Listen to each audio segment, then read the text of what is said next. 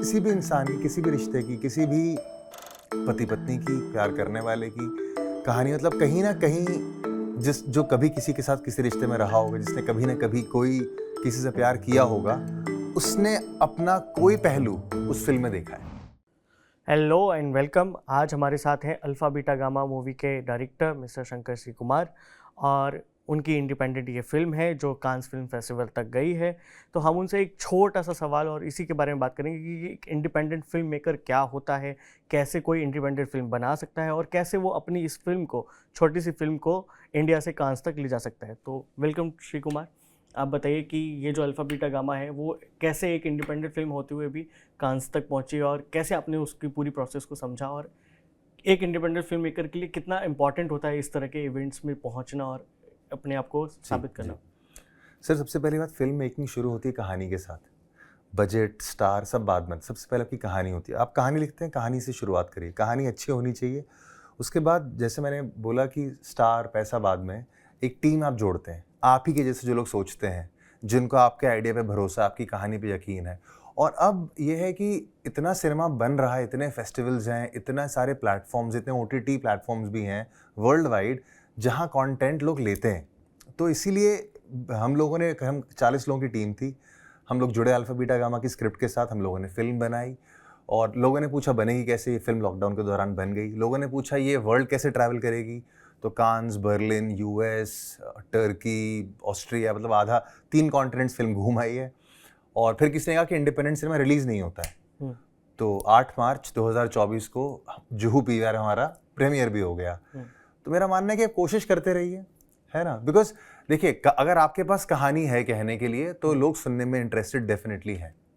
ठीक ये है, चीज़ है। एज अ फिल्म मेकर आपकी फेवरेट फिल्म कौन सी है जो आपको सबसे ज़्यादा पसंद है, आपको सबसे ज़्यादा इंस्पायर करती है? As a film maker, Interstellar. Okay, क्या खास लगता है आपको उस फिल्म में? ख़ास ये लगता है कि कितना ही कॉम्प्लिकेटेड प्लॉट है, लेकिन उसका जो आधार है वो बहुत ही बेसिक ह्यूमन रिलेशनशिप है। ओके, और कितनी भी लाइफ कॉम्प्लिकेटेड हो, वो होती रिलेशनशिप्स के अराउंड ही है। तो अल्फा बीटा गामा का इंस्पिरेशन भी कहीं ना कहीं इस ट्रेलर से आप ढूंढ सकते हैं। जी बिल्कुल, आपको कहीं ना कहीं साइंस मिलती है, and it's a science of relationship जो मैंने अल्फा बीटा गामा में एक्सप्लोर करी है। ओके, जी बिल्कुल। कैसा रहा एक्सपीरियंस आपका कांस का? क्योंकि अक्सर बहुत सारे लोग जो जनरल पब्लिक है उसको नहीं पता होता कि लोग सिर्फ उसको रेड कारपेट की वजह से ही जानते हैं कांस को, लेकिन वहाँ फिल्म फेस्टिवल जो होता है उसमें फिल्म्स दिखाने का, वहाँ पे उनके जो गेस्ट हैं उनके साथ कॉन्वर्स करने का किस तरह का ये माहौल होता है कांस का, थोड़ा आप कांस के इनसाइट के बारे में बताइए। जी बिल्कुल। देखिए, ऐसे फर्स्ट टाइम फिल्म मेकर मेरी आंखें खुल गई। मतलब एक नए फिल्म मेकर के लिए कांस जाना, वो एक्सपोजर अपने आप में बहुत बड़ी बात है।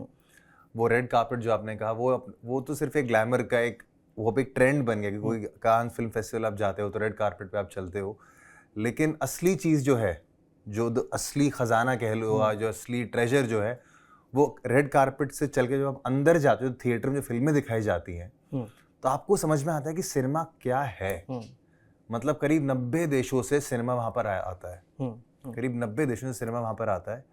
और मतलब इतनी अलग अलग भाषाएं, अलग अलग कल्चर, इतने सारे एक्टर्स, अलग अलग डायरेक्टर्स किस सोच से काम करते हैं, क्या सिनेमा बनता है। मतलब I mean as a young film maker मेरे लिए, मतलब वहाँ जाना, मतलब मुझे याद है 7 दिन में करीब वहाँ पे था, और 7 दिन बस मैं सोचता रहा कि मैं यहाँ पर आके धन्य हो गया, मतलब ऐसा था। जी। तो जैसे इंडिया में भी बहुत सारे फिल्म फेस्टिवल होते हैं और फॉरेन में भी आप कांस में होके आए हैं, तो दोनों के फिल्म फेस्टिवल में क्या फ़र्क देखते हैं आप? फिल्मों की जो वैरायटी है वो कहाँ ज़्यादा मिलती है देखने को? इंडिया में जैसे इंडियन लैंग्वेजेस की भी कई फिल्में होती है, वहाँ पे आपको फॉरेन लैंग्वेज। तो अगर कोई स्टूडेंट है बाई चांस वो फिल्म मेकिंग ही सीखना चाहता है, तो उसके लिए दोनों जगहों पे क्या फ़र्क पड़ता है? देखिए, वैसे तो 2 अलग फिल्म फेस्टिवल या 2 अलग कल्चर्स की तुलना करना मैं मानता हूँ गलत है, लेकिन फिर भी अगर आप पूछ रहे हैं तो देखिए, कांस थोड़ा ज़्यादा ग्लोबल है। मतलब, और ऐसा कह लीजिए कि जैसे अगर मैं बात करूँ इफ़ी गोवा की, जो इंडिया का और शायद एशिया का सबसे बेहतरीन फिल्म फेस्टिवल है, तो उनका जो जिस तरीके से, जिस तरह की फिल्में वो चुनते हैं, उनका मैं कहूँगा, ये नहीं कहूँगा बेहतर या कम अच्छा है या ज़्यादा अच्छा है, लेकिन जिस तरह का सिनेमा वो चुनते हैं वो अलग है। और कांस में जो सिनेमा दिखाया जाता है वो ज़्यादा आर्टिस्टिक होता है मेरे ख्याल से। जी। शंकर, मुझे एक चीज़ और आप बताएं अगर कि जैसे जब आप कान से लौट के आए जी। तो इंडिया में उसका वेलकम कैसे हुआ, लोगों ने उसका वेलकम कैसे किया, और अभी आपकी फिल्म को जो रिस्पांस मिल रहा है वो कांस के बाद उसके रिस्पांस में क्या चेंजेस आए हैं? मैं आपको सच बताऊं, हाँ। मतलब कांस जाने से पहले मतलब मुझे लगता था कि अगर कोई फिल्म डायरेक्टर बनता है तो उसको मतलब क्या होता होगा और क्या उसको सेलिब्रिटी वाला स्टेटस फील होता होगा। हम्म, तो जैसे ही मैं कांस से वापस लौटा, हम्म, मैं एकदम से रेलेवेंट हो गया। मतलब सबको मेरे बारे में जानना था, सबको मेरी कहानी जाननी थी। पता नहीं, रोज़ एक नई प्रेस कॉन्फ्रेंस में जाया करता था मैं। बहुत सारे फिल्म फेस्टिवल में मुझे इनविटेशन मिल गया।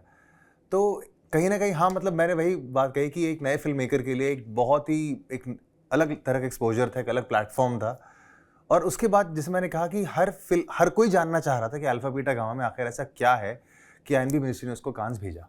हम्म। शंकर, एक और चीज़ जो मैं जानना चाहूँगा कि कांस के से लौट के आने के बाद करते, आपने जैसे कहा कि कांस से लौट के आने के बाद लोग आपके बारे में जानना चाहते थे, लोग वो ये भी जानना चाहते थे कि अल्फा बीटा गामा में खास क्या है।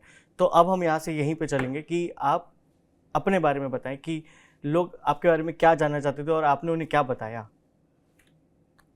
लोग सबसे पहले हर कोई ये जानना चाहता था कि अल्फा बीटा गामा है क्या, क्योंकि फिल्म तो रिलेशनशिप ड्रामा है, मतलब एक लव स्टोरी है, कॉमेडी कह लीजिए, एक जॉनर इसको हम बोलते हैं slice of life, mumble core. India में काफ़ी कम फिल्म मेकर्स बनाते हैं, तो कोशिश होती बनाने की। लेकिन अल्फा बीटा गामा क्या है?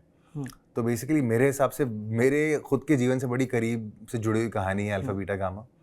और मुझे बस ये एहसास हुआ कि अल्फा बीटा गामा किसी भी इंसान की, किसी भी रिश्ते की, किसी भी पति पत्नी की, प्यार करने वाले की कहानी, मतलब कहीं ना कहीं जो कभी किसी के साथ किसी रिश्ते में रहा होगा, जिसने कभी ना कभी कोई किसी से प्यार किया होगा, उसने अपना कोई पहलू उस फिल्म में देखा है।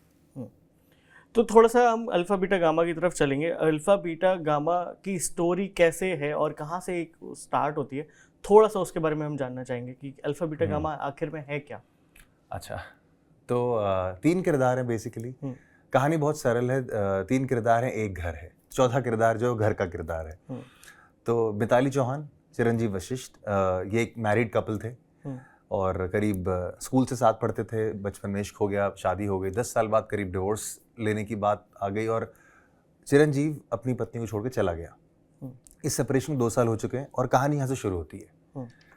लॉकडाउन का फर्स्ट फेज चल रहा है और मिताली अकेली रहती है और उसका एक दिन सवेरे फ़ोन आता है चिरंजीव के पास कि मुझे आपसे डिवोर्स चाहिए क्योंकि अब मैं किसी और से शादी करना चाहती हूँ। तो जैसे होता है ना, आजकल के लोगों को लगता है सब बहुत कूल है, सब चिल्ड आउट है, मतलब ना हो गया, मतलब रिलेशनशिप था, होता है ना कि मतलब आजकल कि इट्स नॉट वर्किंग एनीमोर, तो इट्स नॉट वर्किंग एनीमोर वाला फेज है। तो मतलब अब हम रिलेशनशिप से सिचुएशनशिप में आ चुके हैं, तो इट्स नॉट एग्जैक्ट सिचुएशनशिप हो चुका है, करेक्ट, राइट।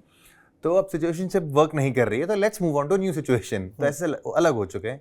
लेकिन जब वो सुनता है चिरंजीवी ये बात कि अब वो किसी और से शादी करना चाहती है, तो कुछ उसके अंदर, मन के अंदर एक बदलाव होता है और वो सीधा अपने घर पहुंचता है जहाँ पे आज ही मिताली अकेली रहती है। और वो शाम की बजाय सुबह घर पहुंच जाता है जहाँ वो व्यक्ति होता है जिससे वो शादी करना चाहती है, रविराज वर्मा। अब जैसे वो जानते हो, सब एक दूसरे के बारे में जानते हैं, तो रविराज उठ के चला जाता है, कहता है आप लोग डिवोर्स की बातें कर लो, मैं चलता हूँ। लेकिन 10 मिनट बाद रविराज घर वापस लौट आता है क्योंकि बिल्डिंग के अंदर 2 कोविड पॉजिटिव केसेस मिले हैं और बिल्डिंग 14 दिन के लॉकडाउन में चली गई है।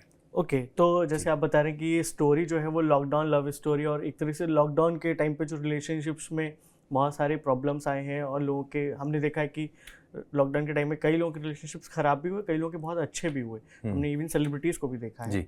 तो उस टाइम की ये स्टोरी है, तो क्या ये शूट भी आपने लॉकडाउन के टाइम पे की? जी, मैंने ये शूट करी थी पहले लॉकडाउन के अंत होने के दिन से। 5 जुलाई 2020 से मैंने शूट की शुरुआत करी थी और मैंने फिल्म ख़त्म करी 2021 जून में। करीब 1 साल लगा मुझे पूरी फिल्म को बनाने में जी। तो मतलब एक तरीके से फर्स्ट वेव और सेकंड वेव लॉकडाउन की जो है वो दोनों आपकी फिल्म के साथ ही मैच हो गई। बिल्कुल बिल्कुल, मेरा जीवन बह रहा है उनके साथ। हाँ हाँ, ठीक है। फिल्म के बारे में थोड़ा और जानेंगे कि फिल्म में आपने कैरेक्टर्स को कैसे चूज़ किया, कैरेक्टर्स कहाँ से आपके दिमाग में आए, और मतलब हम लोग हर कोई अपनी पर्सनल लाइफ से इंस्पायर होकर ही कोई ना कोई कैरेक्टर लेता है या ऑब्जर्व करता है जी। आपने अल्फा बीटा गामा के कैरेक्टर्स को कैसे ढूंढा? तो देखिए, अल्फा बीटा गामा के कैरेक्टर्स में, बिकॉज मैं खुद मैरिड हूँ तो कुछ रेफरेंस मुझे अपनी मैरिज से मिला, और हर मैरिज में दिक्कतें होती, मेरी में भी हैं, तो कुछ चीज़ें मैंने वहाँ से ली। फिर एक और किरदार था हमारे एक को प्रोड्यूसर हैं जो फिल्म में हमारे साथ जुड़े हुए हैं, उनका नाम है जितिन राज, वो केरला के रहने वाले हैं। तो जो तीसरा कैरेक्टर है वो रविराज वर्मा का, वो मैंने उनकी शख्सियत से लिया मैंने, ऐसे कह सकते हैं, उनके कैरेक्टर पे बेस्ड वो कैरेक्टर है। तो ये 3 कैरेक्टर मुझे ऐसे मिले, और ये एक्टर्स मुझे ऐसे मिले कि दोनों जो मेल लीड्स हैं फिल्म के, वो दोनों FTI के मेरे सीनियर्स हैं, तो वहाँ से उनको मैंने कास्ट किया। और रीना मुझे किस्मत से मिली, जो हमारी फिल्म की हीरोइन है। ओके। जैसे कोई अगर नाम पहली बार सुने अल्फा बीटा गामा का, तो उसे लगेगा कि ये ग्रेटर नोएडा की कहीं की स्टोरी है। अच्छा। क्योंकि ग्रेटर नोएडा में जो सेक्टर्स हैं वो अल्फा बीटा गामा है। अच्छा। लेकिन आपकी स्टोरी जो है वो बेस कहाँ पर है? हमारी कहानी जहाँ स्क्रिप्ट के हिसाब से कहानी बॉम्बे में बेस्ड है। और अल्फा बीटा गामा क्या है, बड़ा सिंपल है कि अगर थोड़ी बहुत साइंस अगर लोग समझते हैं, और आजकल के मिलेनियल्स समझते, जेन जी, आपने कहा जेन जी, हाँ। तो जेन जी को साइंस तो आती है। सो जैसे द हाउस जहाँ पे तीनों 14 दिन के लॉक हो जाते हैं, अब कॉन्टेक्स्ट वही है कि जब हस्बैंड पहली बार अपनी वाइफ को किसी और आदमी के साथ देखता है, तो उसके मन के अंदर बहुत बड़ा तूफान उठने लगता है, और फिर किस तरह से वो पागल हो जाता है। तो वो जो घर है, that house becomes a nuclear reactor, the 3 of them together is a nuclear reaction, और जो बाहर निकलते हैं 3 रिजल्टेंट पार्टिकल्स होते हैं अल्फा बीटा और गामा पार्टिकल्स। तो ये थे हमारे साथ मिस्टर शंकर श्री कुमार, और आप इनकी फिल्म देख सकते हैं थिएटर में, जो लग चुकी है। और इसके अलावा अल्फा बीटा गामा एक रिलेशनशिप स्टोरी है, जो हमारी जेन ज़ी और जो हमारी मिलेनियल्स हैं उनके लिए ही बनाई गई है। तो जाके देखें इस फिल्म को, और ये फिल्म कांस से अलावा पूरी दुनिया में कई सारे फिल्म फेस्टिवल का ट्रैवल करके आई है। नमस्कार।